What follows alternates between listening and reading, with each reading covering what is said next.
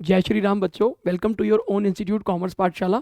आज हम लोग अपना 12th क्लास का बिजनेस स्टडीज़ का चैप्टर नंबर 1 स्टार्ट करने जा रहे हैं। चैप्टर नंबर 1 का नाम है nature and significance of management. Actual में जो हमारे पास बिजनेस स्टडीज़ है उसकी आपकी 12th क्लास में 2 बुक्स हैं। तो पहली बुक के अंदर आपके टोटल 8 चैप्टर्स हैं, जिसका चैप्टर नंबर 1 आज हम लोग स्टार्ट करेंगे। और जो आपकी बुक नंबर 2 है उसमें आपके 4 चैप्टर्स हैं, तो हम लोग मिक्स करके भी चल सकते हैं। फिलहाल हम लोग अपना चैप्टर नंबर 1 शुरू कर सकते हैं। तो चैप्टर नंबर 1 हमारा पूरा का पूरा मैनेजमेंट के ऊपर है। इनफैक्ट हमारी पूरी की पूरी जो बुक नंबर 1 है वो कहीं ना कहीं आपकी मैनेजमेंट के ऊपर इन्होंने बताई हुई है। तो मैनेजमेंट के ऊपर क्या चीज़ें हैं, लाइक आपने ये वर्ड सुना मैनेजमेंट, आप लोगों ने डे टू डे लाइफ में भी सुना होगा वर्ड मैनेजमेंट। आपने इसको थोड़ा सा ना लिंकअप करते हैं एक डे टू डे लाइफ के साथ, तो आप ज़्यादा चैप्टर के साथ कनेक्ट कर पाओगे। आपने कई बार महसूस किया, आप कई बार ही घूमने के लिए जाते हो, किसी होटल में जाते हो, किसी रेस्टोरेंट में जाते हो, किसी भी वेकेशन पे अगर आप किसी हिल स्टेशन वगैरह पे जाते हो, तो उस केस के अंदर आपने विजिट किया और आपको लगता है कि हर चीज़ कितनी सटीक है, हर चीज़ कितनी ज़्यादा मैनेज्ड है। जैसे हम लोग टाइमली पहुँचे, तो टाइमली पहुँचते ही हम लोगों को वेलकम ड्रिंक्स वगैरह ऑफर किए गए। जहाँ पर हम लोग बैठे हुए थे वहाँ पर बहुत अच्छी साफ़ सफाई वगैरह हो रखी थी। वहाँ के जो लोग वहाँ पर काम कर रहे थे, एम्प्लॉयज़ वगैरह, वो प्रॉपरली ड्रेस्ड थे। और देन उसके बाद उन लोगों ने हमें रूम में जब लेकर गए, तो वहाँ पर रूम में पूरी की पूरी अच्छे तरीके से नीटनेस कह लीजिए, क्लीनलीनेस कह लीजिए, लॉबी के अंदर साफ़ सफाई कह लीजिए, वॉशरूम की नीट एंड क्लीननेस कह लीजिए। फिर उसके बाद वहाँ पर पूरे की पूरी पानी की बॉटल्स वगैरह अवेलेबल थी। और वहाँ पर एक एक्सटेंशन भी अवेलेबल होता है, फ़ोन अवेलेबल होता है कि अगर आपको कोई भी सर्विस चाहिए, आपको रेस्टोरेंट वगैरह से कुछ ऑर्डर करना है, या फिर अगर आपको रिसेप्शन पे कॉल करना है, तो वो भी अवेलेबल था। अब हुआ ये कि शाम को जहाँ पर जैसे हम लोग रुके हुए थे होटल के अंदर, वहाँ पर कोई प्रॉब्लम आई या फिर कुछ मान लीजिए एसी ख़राब हो गया या टीवी नहीं चल रहा, तो हम लोगों ने उनके रिसेप्शन पे कॉल किया। उन्होंने 10 मिनट के अंदर वो प्रॉब्लम को सॉल्व कर दिया। मतलब प्रॉब्लम आई बट कहीं ना कहीं उन्होंने सॉल्व कर दिया। फिर उसके बाद उनका जो ब्रेकफास्ट का टाइम था, सुबह 8 बजे शुरू होना था और 11 या 12 बजे तक उनका ब्रेकफास्ट का बुफे का टाइम था। तो हमने नोटिस किया कि यार 8 बजे एग्जैक्ट उनके सारे के सारे स्टाफ ऑलरेडी अवेलेबल हैं, खाना बिल्कुल अच्छा है, गर्म है, और अच्छे तरीके से वो स्माइल के साथ सर्व कर रहे थे। तो ऐसा एक्सपीरियंस करने के बाद हमें बहुत अच्छा लगा और जाते वक्त हम लोगों ने उसकी बहुत अच्छी रेटिंग दी। आपको पता है वहाँ पर एक चीज़ थी जिसको आप फिजिकली देख नहीं पा रहे थे, फिजिकली महसूस नहीं कर पा रहे थे, वो थी प्रॉपर तरीके की अरेंजमेंट। तो वहाँ की मैनेजमेंट बहुत अच्छी थी। कह रहे मैनेजमेंट ना एक इनटैंजिबल फोर्स है। कहने का मतलब हर चीज़ अगर सटीक तरीके से चल रही है, कंपनी को अच्छे प्रॉफिट हो रहे हैं, कंपनी के पास अच्छे फीडबैक्स वगैरह आ रहे हैं, कस्टमर बढ़िया बढ़िया रिव्यूज़ वगैरह दे रहे हैं, रिपीटेड कस्टमर्स वगैरह आ रहे हैं, एक्सपीरियंसेस अच्छे हो रहे हैं, तो इसका मतलब आपकी कंपनी की मैनेजमेंट जो है वो स्ट्रांग है। लेकिन कहीं ना कहीं कंपनी को लॉसेज हो रहे हैं, कंपनी कुछ नया नहीं कर पा रही है, रिव्यूज़ इतने अच्छे नहीं आ रहे हैं, प्रोडक्ट हमारे ज़्यादा नहीं बिक रहे हैं, हमारी प्रॉफिटेबिलिटी दिन प्रतिदिन गिरती जा रही है, इसका मतलब कंपनी की मैनेजमेंट जो है, बिजनेस की मैनेजमेंट जो है वो बहुत ज़्यादा ख़राब है। तो मैनेजमेंट एक ऐसी चीज़ है, मैनेजमेंट को अगर हिंदी भाषा में बोलेंगे आप, तो व्यवस्था कह सकते हैं, अरेंजमेंट कह सकते हैं। और इसके लिए आपको सब चीज़ें करनी पड़ती हैं बच्चों, प्लान। तो सबसे पहले first plan your work, then उसके बाद वर्क योर प्लान। तो पहले आप लोग अपनी हर चीज़ के लिए प्लानिंग करिए और देन अपने जो प्लान आपने बना रखा था उसके अकॉर्डिंग मूव करिए। अच्छा सर, ये सिर्फ हमारे बिजनेस स्टडीज़ के लिए या फिर हमारी नॉर्मल लाइफ के लिए भी बहुत इंपॉर्टेंट है? बेटा अगर आपको लाइफ में बहुत सारे काम करने हैं, छोटी उम्र के अंदर सक्सेसफुल होना है, अच्छे कॉलेज के अंदर एडमिशन लेना है, अच्छी यूनिवर्सिटी के अंदर जाना है, अच्छी जॉब लेनी है, बड़े बड़े क्लाइंट्स बनाने हैं, तो वहाँ पर जब आपके काम बढ़ जाते हैं तो वहाँ पर ज़रूरत पड़ती है बच्चों मैनेजमेंट की। तो मैनेजमेंट का मतलब क्या होता है कि जब काम ज़्यादा होते हैं और समय लिमिटेड होता है, तो हमें चीज़ों को अरेंज करना पड़ता है सो दैट हर काम प्रॉपर तरीके से होता रहे। तो इसे बोलते हैं अपने कामों को स्ट्रक्चर्ड करना। उसके लिए आप प्रोसेसेस क्रिएट कर देते हैं। इसको हम लोग शॉर्ट में बोलते हैं स्टैंडर्ड ऑपरेटिंग प्रोसीजर्स। तो हर काम के लिए आपको क्या करना है, स्टैंडर्ड ऑपरेटिंग प्रोसीजर बना दिए होते हैं। कहने का मतलब किसी भी काम को करने का स्टार्टिंग से लेकर एंड तक क्या प्रोसेस है, स्टेप बाय स्टेप क्या करना है, वो अगर पहले से डिसाइडेड होगा तो कहीं ना कहीं आप लोग किसी के ऊपर डिपेंडेंट नहीं होंगे और कंपनी की मैनेजमेंट हमेशा स्ट्रांग रहेगी। तो मैंने आपको एक होटल का हिल स्टेशन पे जाके अगर हम वेकेशन करते हैं उसका एक छोटा सा एग्जांपल दिया। अब हम लोग लेकर चलते हैं अपनी स्टडीज़ की तरफ। तो वो बोलता है कि मैनेजमेंट के बारे में अगर आप पढ़ना चाहते हैं, मैंने पहले से क्या कर रखा है, ये सारे आपके एनसीईआरटी के नोट्स हैं, मैंने कुछ अंडरलाइन कर रखे हैं की पॉइंट्स। देखिए 12th क्लास के बिजनेस स्टडीज़ में ना की पॉइंट बहुत मेजर रोल प्ले करते हैं। तो सबसे पहले हम लोग अपना टॉपिक नंबर 1 शुरू करने जा रहे हैं। टॉपिक नंबर 1 है आपका meaning and introduction of management. तो पहला पॉइंट आता है, जो हमारी मैनेजमेंट है बच्चों वो यूनिवर्सल कॉन्सेप्ट है। यूनिवर्सल का मतलब होता है कहीं ना कहीं applicable to all levels of management और applicable to all types of organisation. अच्छा, कंपनी में लेवल कितने होते हैं? टॉप लेवल होता है, मिडिल लेवल होता है, लोअर लेवल होता है और ऑल टाइप्स ऑफ ऑर्गेनाइजेशन। आपको पता है कि सोसाइटी के अंदर अगर हमारी कोई ऑर्गेनाइजेशन वर्क करती है तो वो दो तरीके से एंटिटीज होती हैं। एक होती है इकोनॉमिक एंटिटी, एक होती है बच्चों non economic entity. Economic entity का मतलब होता है जिनका मेन ऑब्जेक्टिव प्रॉफिट कमाने का है। Let us take an example, Reliance India Limited, Tata Enterprises, Infosys, Ranbaxy, Dabur, जितनी भी कंपनीज आप लोग बेसिकली देखते हैं जिनका मेन ऑब्जेक्टिव प्रॉफिट कमाने का होता है वो होती हैं आपकी इकोनॉमिक एंटिटीज। और जिनका मेन ऑब्जेक्टिव प्रॉफिट कमाने का नहीं होता है, सोसाइटी की वेलफेयर का होता है, उन्हें बोलते हैं नॉन इकोनॉमिक एंटिटी। जैसे टेम्पल्स, जैसे गुरुद्वाराज, जैसे रेजिडेंट वेलफेयर एसोसिएशन RWAs, जैसे चैरिटेबल डिस्पेंसरीज, लाइब्रेरीज, इनको नॉन इकोनॉमिक एंटिटी कहते हैं। और अगर आप अकाउंटेंसी की बात करें तो इसको NPO भी बोला गया है, that is not for profit organisation. तो चाहे आपकी इकोनॉमिक एंटिटी हो, चाहे आपकी नॉन इकोनॉमिक एंटिटी हो, चाहे आपका top level of the management हो, चाहे आपका middle level of the management हो, चाहे आपका lower level of the management हो, अभी चैप्टर जब आपका चलेगा तो आपको पता चलेगा कि टॉप लेवल क्या होता है, उनके फंक्शंस क्या होते हैं, मिडिल लेवल क्या होता है, उनके फंक्शंस क्या होते हैं, लोअर लेवल क्या होता है, उनके फंक्शंस क्या होते हैं। अभी के लिए समझ लीजिए जैसे CEO या CFO हो गए वो टॉप लेवल होते हैं, जैसे purchase manager, sales manager, production manager, ये मिडिल लेवल होते हैं। और जो सुपरवाइजरी लेवल पे होते हैं, लोअर लेवल पे होते हैं, जो वर्कर्स के डायरेक्ट कनेक्ट में होते हैं, उन्हें लोअर लेवल कहते हैं। तो पहला आपका कीवर्ड क्या आया बच्चों कि हमारा मैनेजमेंट जो है वो यूनिवर्सल है। यूनिवर्सल मतलब हर जगह पर एप्लीकेबल होता है। एक बार साथ साथ बोलिए, applicable to all levels of management, applicable to all types of organisation. इसको एक्सप्लेन कर पाओगे? लेवल्स मतलब 3 हो गए, top level, middle level, lower level. Types of organisation में इकोनॉमिक एंटिटी और non economic entity. Second point आता है, कहते हैं a school without principal, a cricket team without a captain, a country without a government. तो कहीं ना कहीं आपका स्कूल के अंदर प्रिंसिपल क्या रोल प्ले करते हैं? एक कंट्रोलर का। एक क्रिकेट टीम के अंदर कैप्टन क्या रोल प्ले करते हैं? एक कंट्रोलर का। और कंट्री के अंदर गवर्नमेंट का क्या रोल होता है? एक कंट्रोलर का। तो कहीं ना कहीं अगर आपका कंट्रोलर नहीं है, कहीं ना कहीं आपको इंस्ट्रक्शन देने वाला अगर कोई नहीं है, मैनेज करने वाला कोई नहीं है, तो क्या होगा? In all these cases situation is likely to be disorganise and chaotic because there is no management. और एक लाइन इसको जरूर से जरूर आप स्टार मार्क कर लेना, इंपॉर्टेंट लिख लेना। और अच्छा, एक चीज और यार, सिर्फ आपके स्क्रीनशॉट लेने से कुछ नहीं होगा, आप लोगों को क्या करना है, वीडियो रोक रोक के अपने सुंदर सुंदर नोट्स भी बनाने हैं, क्योंकि यही नोट्स आपको पेपर के अंदर जब रिवीजन करनी होगी तो आपको काम आएंगे। तो लिखना सब कुछ है, अंडरलाइन जरूर कर लेना, और अगर आपके पास हाइलाइटर है तो उससे सुंदर बात तो दुनिया में कोई है नहीं। तो कहते हैं successful organisation do not achieve their goals by luck और by chance but by following a deliberate process called management. तो कह रहे हैं कि जो भी ऑर्गेनाइजेशन सक्सेसफुल होती हैं वो बाय लक और बाय चांस नहीं होती हैं, उनको एक प्रोसेस फॉलो करना पड़ता है डेलिब्रेटली। सर ये वर्ड डेलिब्रेटली का मतलब क्या है? डेलिब्रेटली का मतलब होता है जानबूझ के, मतलब ये काम अपने आप नहीं होता है, जानबूझ के, जिसका नाम है प्रोसेस का मैनेजमेंट। तो फटाफट से बताइए, यहाँ पर हमने 3 की लाइंस देखी। सबसे पहले मैनेजमेंट क्या है? यूनिवर्सल कॉन्सेप्ट है, मतलब applicable to all levels of management, applicable to all types of organisation. Number 2 आप लोगों ने क्या पढ़ा? नंबर 2 पढ़ा a school without principal, country without government, या फिर अगर आप बोल सकते हो cricket team without a captain. इन सिचुएशंस के अंदर आप इमेजिन कर सकते हैं कि सिचुएशन हमारी डिसऑर्गेनाइज्ड होगी, क्योटिक होगी, कि कोई भी आपको इंस्ट्रक्ट करने के लिए अवेलेबल नहीं है। तीसरी की लाइन आएगी बच्चों, successful organisation do not achieve their goals by luck और by chance but by following a deliberate process called management. तो ऐसे ही सक्सेस नहीं मिलती है, मेहनत करनी पड़ती है, दम लगाना पड़ता है, और कोई ना कोई एक प्रोसेस और एक स्ट्रैटेजी क्रिएट करनी आपको पड़ती है। बैठे बिठाए भाई कुछ नहीं मिलता, तो इसके लिए आपको मेहनत करनी पड़ती है, दम लगाना पड़ता है, स्ट्रैटेजी बनानी पड़ती है, गिरना पड़ता है, फिर उठना पड़ता है। तो जिंदगी इसी का नाम है, कंपनी इसी का नाम है। प्रॉफिट ऐसे नहीं हो जाते, काफी बार गिरना भी पड़ता है, तब जाके आपको पता चलता है कि कंपनी कैसे चलती है। आइए आगे बढ़ते हैं बच्चों। आगे आपके पास टॉपिक आता है, इसके बारे में थोड़ी सी बात कर लेते हैं। कह रहे हैं कि जो मैनेजमेंट है वो एक प्रोसेस है। कभी भी किसी चीज को प्रोसेस पता है कब बोला जाता है? जब उसमें कई सारी चीजें आपको करनी पड़ती हैं, कई सारे स्टेप्स आपको फॉलो करने पड़ते हैं। Process of designing and maintaining and environment in which individual work together with the aim of achieving goals efficiently and effectively.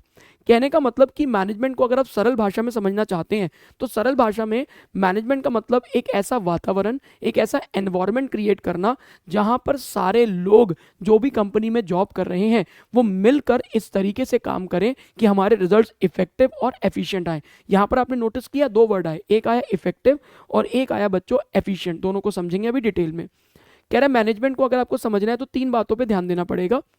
Management एक प्रोसेस है, मैनेजमेंट के अंदर हमें इफेक्टिव परफॉर्मेंस करनी होती है और मैनेजमेंट के अंदर एफिशिएंसी लानी होती है।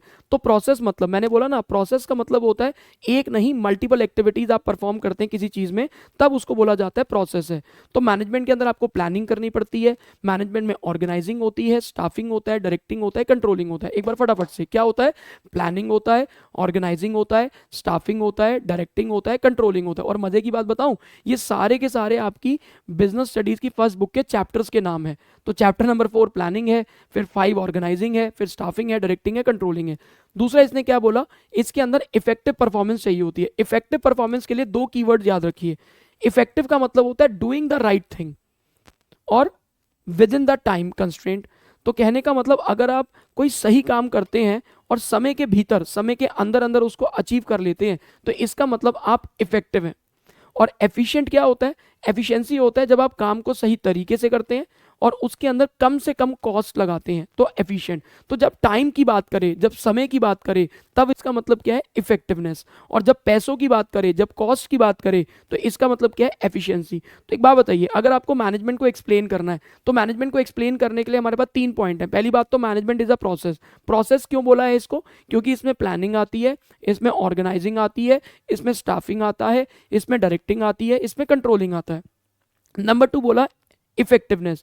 तो अगर आप सही काम कर रहे हो, सही काम क्या कैसे कर रहे हो, आप उसको टाइम के अंदर अंदर, जैसे अगर आपको बीइंग अ वर्कर एक टारगेट मिला कि ये काम आपको 7 दिन में करना है या ये काम आपको 10 दिन में करना है, तो आपने 10 दिन में कर लिया, तो इसका मतलब आप इफेक्टिव हैं। और एफिशिएंट क्या होता है कि आप काम को सही तरीके से कर रहे हो, और सही तरीके से करने का मतलब क्या है कि आपने उसको मिनिमम कॉस्ट के अंदर कंप्लीट कर लिया।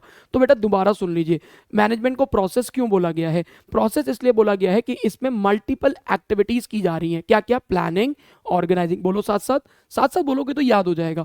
आप लोग, मानता हूं कि आप घर पे बैठ के देख रहे होंगे वीडियो या कहीं पर भी देख रहे होंगे, लेकिन अगर आप लोग इस चीज को फॉलो कर लेंगे जैसे मैं आपको बता रहा हूं, तो आपको अभी के अभी लेक्चर के साथ साथ चीजें याद हो जाएंगी। बताइए फटाफट से, प्रोसेस क्यों बोला, बोलो बोलो। प्लानिंग, ऑर्गेनाइजिंग, स्टाफिंग, डायरेक्टिंग और कंट्रोलिंग। और मैनेजमेंट के अंदर क्या चाहिए बच्चों, इफेक्टिव परफॉर्मेंस। इफेक्टिव परफॉर्मेंस का मतलब क्या होता है, टाइम के अंदर अंदर, मतलब आपने अपने टाइम के अंदर अंदर परफॉर्मेंस कंप्लीट कर दी। एक वर्कर को हम लोगों ने बोला कि भाई ये काम आपको 10 दिन में करना है, उसने 9 दिन में ही कर दिया, तो इफेक्टिव है भाई, इफेक्टिव है। उसको बोला 10 दिन में करना है तो उसने 10 दिन में कर दिया, तो भी इफेक्टिव है।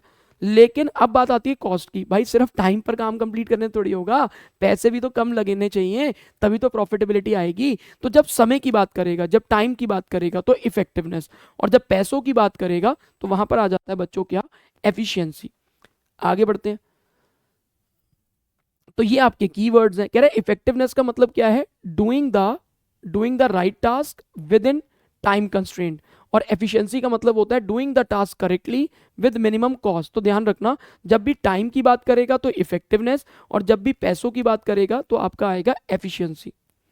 आगे बढ़ते हैं जी। आगे हम लोग आपको डिस्कस करने वाले हैं मैनेजमेंट के फीचर्स, या फिर आप बोल सकते हैं कैरेक्टरिस्टिक्स। पहले मैं आपको इनको एक्सप्लेन कर देता हूं।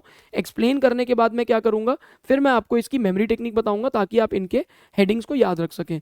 तो कह रहे हैं मैनेजमेंट एक गोल ओरिएंटेड प्रोसेस है। सिर्फ एग्जाम्पल को पढ़िए।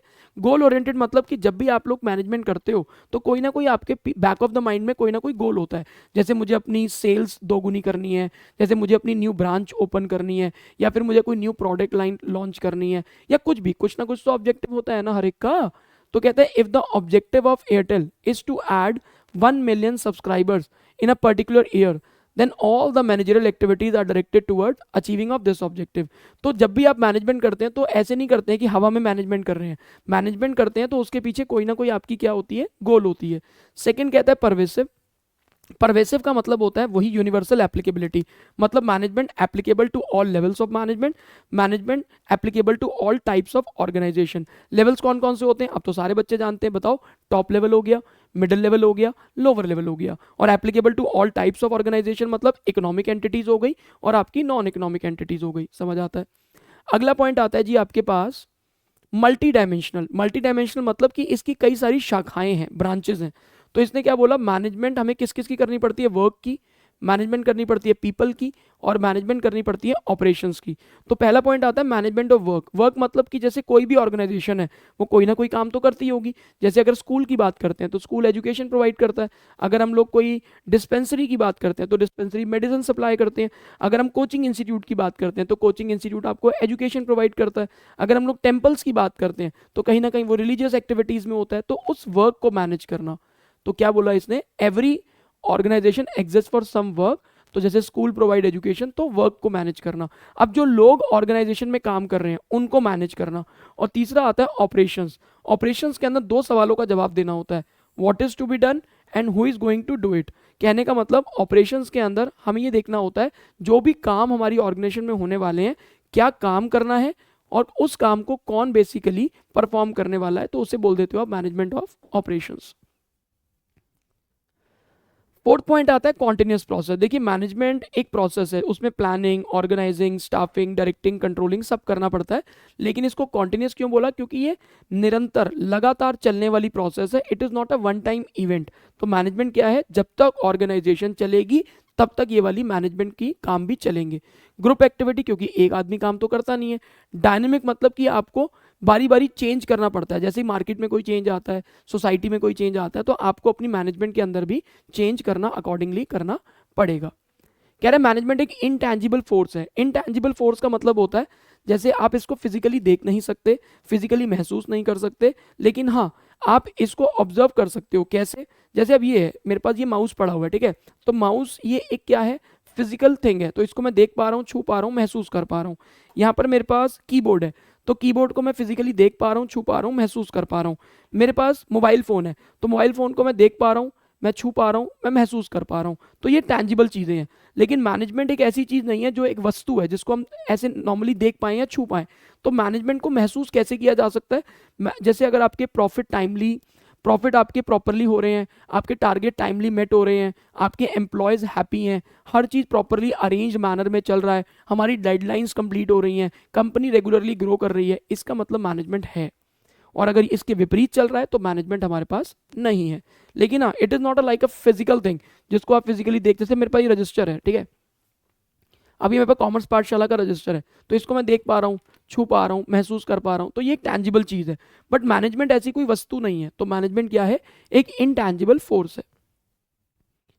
अच्छा, इसको याद करने का हमारे पास मेमोरी टेक्निक है। मेमोरी टेक्निक क्या है, my charming dad is giving grand party. तो फीचर्स ऑफ मैनेजमेंट का मेमोरी टेक्निक है my charming dad is giving grand party. तो एम से हो गया मल्टी डायमेंशनल, याद करिए, management of people, management of work, management of operation. Continuous process मतलब planning, organising, staffing, directing, controlling, ये सारी चीज़ें बेसिकली क्या हो रही हैं, ये निरंतर रेगुलर बेसिस पे चलती हैं। डायनेमिक है, we need to keep on changing. Intangible है, फिजिकली देख नहीं सकते, फिजिकली छू नहीं सकते, फिजिकली महसूस नहीं कर सकते। ग्रुप एक्टिविटी, क्योंकि ये ऐसी एक्टिविटी है जिसमें मल्टीपल लोग इन्वॉल्व होते हैं, एक ही व्यक्ति को करना है फिर तो मैनेजमेंट करने की जरूरत नहीं है, मल्टीपल लोग इन्वॉल्व हैं इसलिए हम लोग को मैनेजमेंट करने की जरूरत पड़ जाती है। ग्रुप गोल्स, क्योंकि ऑब्वियसली जो गोल है वो किसी इंडिविजुअल का नहीं है, वो कंपनी एज अ होल का है, ग्रुप का है। तो परवेसिव मतलब यूनिवर्सल एप्लीकेबिलिटी, मतलब applicable to all levels of management, applicable to all types of organisation. तो my charming dad is giving grand party. तो टॉपिक नंबर 1 करवाया आपको meaning and introduction, topic number 2 करवाया मैंने आपको फीचर्स। अब टॉपिक नंबर 3 की तरफ चलते हैं बच्चों। टॉपिक नंबर 3 आता है ऑब्जेक्टिव्स ऑफ मैनेजमेंट। देखिए मैनेजमेंट के 3 ऑब्जेक्टिव्स हैं, एक है ऑर्गेनाइजेशनल ऑब्जेक्टिव्स, एक है सोशल ऑब्जेक्टिव्स और एक है पर्सनल या फिर इंडिविजुअल ऑब्जेक्टिव। ऑर्गेनाइजेशनल ऑब्जेक्टिव मतलब ऑर्गेनाइजेशन के बारे में, कंपनी को सेंट्रली फोकस रखकर सोचोगे तो ऑर्गेनाइजेशनल ऑब्जेक्टिव। इसमें 3 चीजें आती हैं, सर्वाइवल, प्रॉफिट और ग्रोथ। सर सर्वाइवल कब होता है, जब हमारी कंपनी का रेवेन्यू एक्सपेंस के बराबर हो जाए, इसका मतलब कंपनी सर्वाइव कर रही है। सर रेवेन्यू क्या होता है, भाई रेवेन्यू होता है सेल्स और एक्सपेंस क्या होते हैं, खर्चे। तो अगर मेरी कमाई मेरे खर्चों के बराबर हो जाए तो इसका मतलब कंपनी सर्वाइव कर गई। प्रॉफिट मतलब कि जब रेवेन्यू आपके एक्सपेंस से ज़्यादा है, और ग्रोथ मतलब कि जब इस चीज़ का बढ़ोतरी हो रही है दिन प्रतिदिन परसेंटेज के फॉर्म में, तो उसे ग्रोथ कहते हैं। तो जब भी आपको ऑर्गेनाइजेशनल ऑब्जेक्टिव एक्सप्लेन करने के लिए आए बच्चों, तो उसमें क्या करना, सर्वाइवल, प्रॉफिट और ग्रोथ। दूसरा आता है सोशल ऑब्जेक्टिव। जैसे आपने टाटा एंटरप्राइजेस के बारे में सुना होगा कि वो लोग क्या करते हैं, रोड्स हो गए, डैम्स हो गए, ब्रिजेस हो गए, स्कूल्स हो गए, हॉस्पिटल्स हो गए, डोनेशंस हो गया, चैरिटीज हो गया। तो ये भी कहीं ना कहीं मैनेजमेंट की एक ऑब्जेक्टिव रहती है कि कंपनी के थ्रू, कंपनी के द्वारा सोसाइटी के लिए भी कुछ अच्छा काम करवाएं। इसको हम लोग कंपनीज की भाषा में CSR भी कहते हैं। CSR मतलब कॉर्पोरेट सोशल रिस्पॉन्सिबिलिटी। फिर तीसरा आता है बच्चों पर्सनल या फिर इंडिविजुअल ऑब्जेक्टिव। अपने एम्प्लॉयज़ का टेक केयर करना, उनका सैलरी, उनका इंसेंटिव, उनका बोनस, उनकी ग्रोथ, उनकी डेवलपमेंट, कहीं ना कहीं उनकी ट्रेनिंग्स वगैरह, उनकी स्टेबिलिटी वगैरह, हर चीज़ का, उनका वर्क एनवायरनमेंट वगैरह, सब चीज़ों का ध्यान रखना, मतलब पर्सनल मतलब इंडिविजुअल ऑब्जेक्टिव। तो कंपनी के ऑब्जेक्टिव कितने थे, 3। पहला ऑब्जेक्टिव था आपका ऑर्गेनाइजेशनल, दूसरा था सोशल और तीसरा था इंडिविजुअल या फिर पर्सनल। अब आज के लेक्चर का हम लोग लास्ट टॉपिक पढ़ते हैं, क्योंकि इस चैप्टर में that is nature and significance of management में हमारे पास टोटल 8 टॉपिक्स हैं। तो 4 टॉपिक मैं आपको फर्स्ट लेक्चर में कराऊंगा और अगले 4 टॉपिक मैं आपको अगले लेक्चर के अंदर करवा दूंगा। तो बेसिकली BST को पढ़ना कैसे है, पहले अंडरस्टैंड करना है, उसके नोट्स बनाने हैं प्रॉपर, एक अलग से सेपरेट एक रजिस्टर बना लेना, 12th बिजनेस स्टडीज अपना उसके ऊपर लिख देना, जिस भी भगवान को आप मानते हैं फर्स्ट पेज पे उनका नाम लिख देना। जैसे मैं राम जी को मानता हूँ तो मैं अपने हर रजिस्टर, अपनी हर डायरी, अपने हर ऑफिशियल वर्क के अंदर जय श्री राम लिखता हूँ, बाकी कोई दिक्कत नहीं है। हर बच्चा, हर व्यक्ति अलग अलग, भगवान देखो भगवान एक ही होते हैं, बस उनके रूप अलग अलग हैं।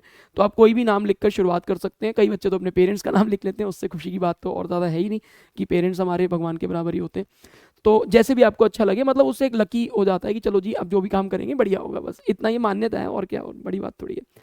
ठीक है, अब हमारे पास इसका अगला टॉपिक है इंपॉर्टेंस ऑफ मैनेजमेंट। तो मैनेजमेंट की इंपॉर्टेंस क्या है, सबसे पहले तो ये आपको हेल्प करती है आपके गोल्स को अचीव करने में, तो it helps in achieving group goals. Second आता है आपकी एफिशिएंसी बढ़ाता है, याद है आपको इफेक्टिवनेस और एफिशिएंसी। इफेक्टिवनेस होता है कि अगर आपने टाइम के अंदर अंदर काम कंप्लीट कर लिया तो इफेक्टिव है, और अगर आपने मिनिमम कॉस्ट के साथ कंप्लीट कर लिया तो आप एफिशिएंट है। तो एफिशिएंट मतलब मिनिमम कॉस्ट के साथ। जब आप मैनेजमेंट फॉलो करते हैं, अपनी कंपनी में लगाते हैं, तो एक डायनेमिक ऑर्गेनाइजेशन बन जाती है। डायनेमिक ऑर्गेनाइजेशन मतलब कि मार्केट जितनी मर्जी चेंज हो जाए, जितनी मर्जी मॉडिफाई हो जाए, तो हम लोग चेंजेस को अडेप्ट करने में आसानी फील करते हैं अगर हमारी कंपनी ऑर्गेनाइज्ड है और कहीं ना कहीं मैनेज्ड है। अगला इंपॉर्टेंस आता है it helps in achieving personal objective या पर्सनल ऑब्जेक्टिव, हमारे एम्प्लॉयज का टेक केयर करने में। पांचवा है आपका it helps in development of the society. तो इंपॉर्टेंस वाला टॉपिक कहीं ना कहीं पीछे वाले टॉपिक से थोड़ा बहुत आपका पॉइंट्स निकलवा देगा। अगला आता है बच्चों मेमोरी टेक्निक। अब इसको याद कैसे रखें, तो मैनेजमेंट की इंपॉर्टेंस की मेमोरी टेक्निक है GDP depends upon efficient society. आप लोग इकोनॉमिक्स भी पढ़ते होंगे। GDP का मतलब होता है ग्रॉस डोमेस्टिक प्रोडक्ट, मतलब कहीं ना कहीं ये नेशनल इनकम से रिलेट करता है। तो हमारे नेशन की इनकम, हमारी नेशनल इनकम कब अच्छी होती है, जब कहीं ना कहीं हमारे रिसोर्सेज को अच्छे तरीके से इस्तेमाल किया जाता है और हमारी सोसाइटी जो होती है उसको एफिशिएंटली इस्तेमाल करती है। तो इसी के ऊपर डिपेंड करती है बातें। तो GDP को आप सरल भाषा में नेशनल इनकम की तरह समझ सकते हो कि GDP हमारी जो इकोनॉमी की होती है वो डिपेंड करती है हमारी सोसाइटी कितना एफिशिएंटली बिहेव कर रही है, वर्क कर रही है। तो बेटा GDP के तीनों इनिशियल्स को यूज कर लो। G से हो जाता है group goals, it helps in achieving group goals, क्योंकि किसी भी कंपनी के अंदर कोई गोल किसी इंडिविजुअल का नहीं होता, एक पर्सन का नहीं होता, पूरे ग्रुप का होता है, पूरी कंपनी का होता है, इस बात का ध्यान रखना। It helps in making our organisation dynamic, personal objective को पूरा करवाने में हेल्प करता है। जहां पर भी पर्सनल या पर्सनल आएगा एम्प्लॉयज, एफिशिएंसी आएगा तो मिनिमम कॉस्ट, सोसाइटी आएगा तो रोड्स लिख देना, डैम्स हो गया, ब्रिजेस हो गया, स्कूल्स हो गया, हॉस्पिटल्स हो गया, डिस्पेंसरीज हो गया। तो ये आपका हो गया मेमोरी टेक्निक। तो क्या हुआ, GDP depends upon efficient society. इन सबके नोट्स एक बारी बना लेना, मैं सारी स्लाइड एक एक करके आप लोगों को दिखा दे रहा हूँ, तो आप लोग इसका स्क्रीनशॉट लेकर अपनी नोटिंग कर सकते हो, जैसे आपको ठीक लगे आप वैसे चल सकते हो। मैं 30 सेकंड के अंदर सारी स्लाइड, मतलब एक एक 2-2 सेकंड रोकूंगा हर स्लाइड के ऊपर, तो आप उसके अकॉर्डिंग उसकी अभी स्क्रीनशॉट लेना है या फिर वेट कर करके नोट डाउन करना है, वो आप देख लीजिए। लेकिन नोट्स अच्छे से बनाना बच्चों, जो बच्चा नोट्स अच्छे से बनाता है, अपने स्टार्टिंग से हर चीज़ को मेंटेन करता है, हाइलाइटर यूज़ करता है, पेन यूज़ करता है, पेंसिल यूज़ करता है, डायग्राम्स बनाता है, उसको एग्जाम टाइम पे कभी भी दिक्कत नहीं आती है। तो अगर आपको लग रहा है तो आप अपना एक रजिस्टर में प्रॉपर तरीके से एक बारी फॉलो करके देखिए, एक चैप्टर मेरे कहने पे। और अगर आप करेंगे तो इस बात की गारंटी है कि आपको डेफिनेटली इस चीज़ का रिजल्ट देखने के लिए मिलेगा ही मिलेगा। हाँ, अगर आपको वीडियो अच्छी लग रही हो और आपको लग रहा हो कि सर ने आपके लिए मेहनत करी है, तो आप चैनल को सब्सक्राइब कर लेना, वीडियो को लाइक कर देना, कॉमेंट कर देना, और जितने भी आपके जूनियर्स वगैरह हैं, फ्रेंड्स हैं, नोन टूज हैं, रिलेटिव्स हैं, उनको ज़रूर आप एक बारी अपने इस इंस्टीट्यूट के बारे में, यूट्यूब चैनल के बारे में, और हम इंस्टा पे भी आप जानते ही हैं तो इंस्टाग्राम के बारे में भी आप बता सकते हैं।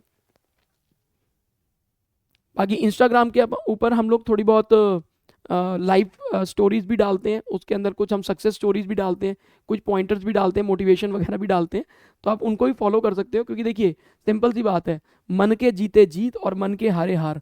तो जितना ज़्यादा आपका माइंड स्ट्रांग होता है उतनी ज़्यादा चीज़ें आप लोग अचीव लाइफ में कर पाते हैं। तो मेरे हिसाब से मैंने आपको आज 4 टॉपिक पढ़ाए हैं। मीनिंग, इंट्रोडक्शन एक टॉपिक हो गया, फीचर्स हो गया, ऑब्जेक्टिव्स हो गए, और कहीं ना कहीं आपका इंपॉर्टेंस वाला टॉपिक भी हमने कवर कर दिया। बाकी आप लोग कमेंट जरूर करते रहिए, बने रहिए, और जितना ज़्यादा हो सके अपने चैनल को, अपने इंस्टीट्यूट को और अपने टीचर को प्यार देते रहिए। Thank you so much. मिलते हैं आपसे नेक्स्ट लेक्चर में। जय हिंद, जय श्री राम।